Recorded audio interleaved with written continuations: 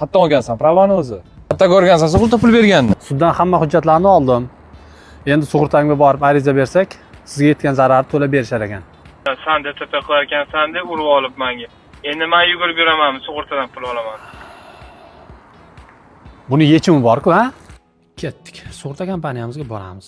Sug'urta kompaniyaga borib, mas'ul xodimni chaqiramiz.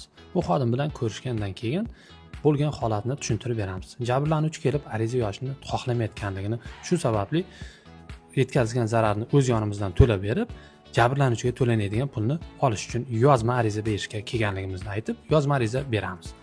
Yozma arizamizga yozma tarzda javob xati olamiz. Undan keyin jabrlanuvchi bilan ko'rishamiz. Jabrlanuvchi bilan ko'rishib, yetkazilgan zararimizni to'lovini qilib beramiz. Jabrlanuvchi yetkazilgan zararimizni pulini sanab olgandan keyin undan tilxat yozdirib olamiz. Tilxatda yetkazilgan zarar to'liq qoplanganligi va to'lanadigan pulni bizga to'lashga qarshi emasligini ko'rsatadi. Tilxatni yozdirib olgach, sug'urta kompaniyaga tilxat bilan kelamiz. Tilxatni ko'rsatamiz. Qolgan hamma hujjatlar mavjud bo'lganligi uchun to'lov to'g'risida ariza yozib beramiz.